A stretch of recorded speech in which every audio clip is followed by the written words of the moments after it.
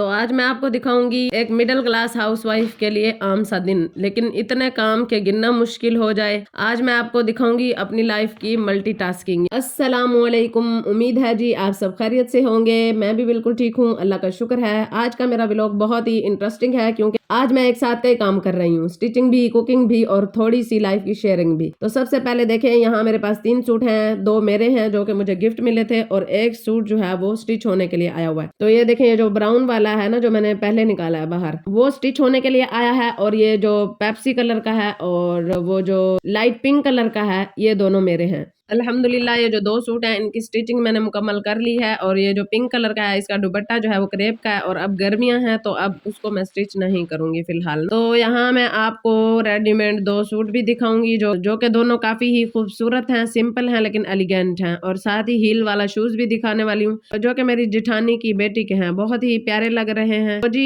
پھر میں چلی گئی تھی کچن میں، تو میں نے بنایا چکن اور توری کا سالن، بہت ہی ٹیسٹی بنا تھا ماشاءاللہ۔ اور ساتھ ساتھ میں ملٹی ٹاسکنگ یہ کر رہی تھی کہ ساتھ میں نے دہی بلے بھی بنائے اور ساتھ میں ساگودانہ بھی تیار کیا۔ تو ساگودانہ کی ریسیپی آج میں آپ لوگوں سے شیئر کروں گی، تو توجہ سے دیکھیے گا، آپ لوگ بھی اسی طرح بنائیں اور انجوائے کریں۔ تو جی شروع کرتے ہیں ساگودانہ کی ریسیپی۔ اور جی میں ایک کام سب سے پہلے پتہ کیا کرتی ہوں، ساگودانہ اکٹھا لے کے رکھ لیتی ہوں، بیکاز یہ ریسیپی میری فیوریٹ ہے، تو اس لیے میں اس کو ختم نہیں ہونے دیتی نا گھر میں۔ تو سب سے پہلے نا میں پانی بوائل کرنے کے لیے رکھ دیتی ہوں گیس پہ۔ جب پانی بوائل ہو جاتا ہے، سم ٹائم اگر آپ کے پاس ٹائم ہے تو آپ اسے پہلے بھگو کر رکھ سکتے ہیں، لیکن اگر ٹائم نہیں ہے، اگر جلدی ہے میری طرح، جیسے اکثر میرے ساتھ بھی ہوتا ہے، تو سمپلی پانی کو بوائل کریں، اور جب پانی اچھی طرح بوائل ہو جائے نا تو اس میں ساگودانہ ڈال دیں۔ اب فوراً سپون سے ہلاتے رہیں تاکہ یہ نیچے سے نا چپکے نہیں۔ تقریباً 5 سے 6 منٹ تک اسے پکنے دیں۔ جب ساگودانہ تھوڑا ٹرانسپیرنٹ ہو جائے تو اسے چولہے سے اتار لیں۔ اب اس کا پانی سٹرین کر دیں، اس میں سٹارچ ہوتا ہے تو نیچے چپکنے لگ جاتا ہے، اس لیے چمچ چلاتے ہوئے اسے ابال لیں، اور پھر اسے اچھی طرح واش کر لیں تاکہ ایکسٹرا اس کا جو سٹارچ ہے نا وہ نکل جائے۔ اب ایک دیگچی میں یا پین میں دودھ بوائل کر لیں، اور جب دودھ ابالنے لگے تو آدھا ساگودانہ اس میں ڈال دیں، 10 منٹ تک وہ پکنے دیں، باقی کا جو ہے نا بعد میں ڈالیں، 10 منٹ کے بعد میں ڈالیں۔ جب ساگودانہ نرم ہو جائے، آپ کو لگ جائے کہ یہ تیار ہونے والا ہے، تو اس میں جی میں نے یہاں پہ ایڈ کر دیا ہے مینگو کسٹرڈ کا پاؤڈر۔ میں نے دودھ میں مکس کر کے 2 چمچ کے قریب، اس سے ایک تو گاڑھا پن ہوتا ہے اور ذائقہ بھی اچھا آتا ہے۔ اچھا، حسب ذائقہ چینی، اور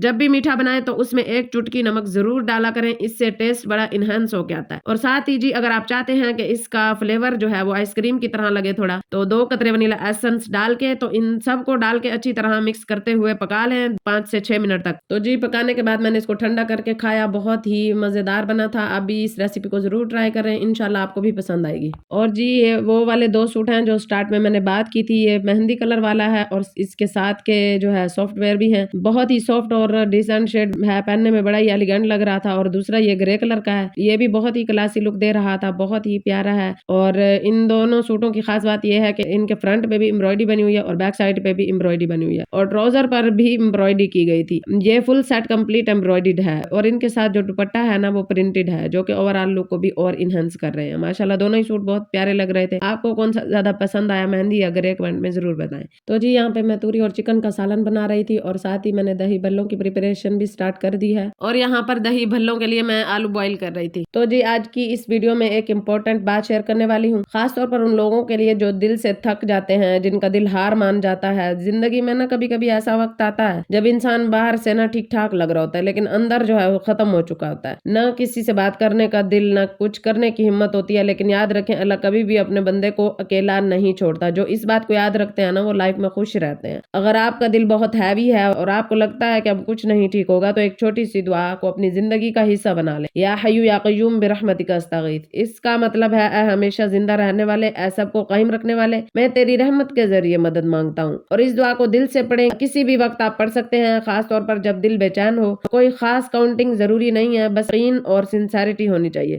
یاد رکھیں، آپ اکیلے نہیں ہیں، اللہ آپ کے دل کی ہر بات جانتا ہے، اور وہی آپ کے دل کو سکون دے سکتا ہے، یہ دنیا نہیں دے گی سکون، سکون دینے والی اللہ کی ذات ہے۔ تو جی یہاں پہ یہ والا سوٹ بھی میں نے سٹچ کر لیا ہے۔ یہ جو فرنٹ پہ آپ پیچ دیکھ رہے ہیں، اس کے لیے میں ایک جوائنٹ لیس لے کے آئی ہوں، یہ پہلے نا اس کے اوپر لگا ہوا تھا، تو میں نے بڑے ہی سلیقے سلیقے کے ساتھ اس کو کٹ کر کے نا اس میں جوائنٹ لیس اٹیچ کر کے اس پیچ کو زبردست طریقے سے لگایا. پہلے جب یہ اس کو اوپر لگا ہوا تھا نا تو کپڑے میں چنٹ آئے ہوئے تھے, بڑا ہی برا لگ رہا تھا. تو یہ بھی میں نے اسٹچ کر لیا ہے. یہ بڑا ہی زبردست سلائی ہوا ہے, بازو پہ بڑے سلیقے سے میں نے اس کو لگا دیا. لیس اس کے ساتھ کی میں نے یہ بلو کلر کی لیا اور گلا اس کا اس طرح کا کچھ بنایا, یہ والا ڈیزائن ہے. تو یہ والا سوٹ بھی فائنل ہو چکا. تو آج کا دن کچھ ایسا گزرا, تھوڑی کوکنگ, تھوڑی اسٹیچنگ اور بہت ساری ملٹی ٹاسکنگ. تو جی اگر آپ لوگوں کو آج کی یہ ویڈیو پسند آئی ہو تو میری ویڈیو کو لائک اور میرے چینل کو سبسکرائب کرنا ہرگز مت بھولیں, کیونکہ آپ کی سپورٹ ہی میرے لیے بہت ویلیویبل ہے. تو ملتے ہیں کسی نیکسٹ ویڈیو میں, تب تک اپنا خیال رکھیں اور ہمیشہ پازیٹیو رہیں. فی امان اللہ.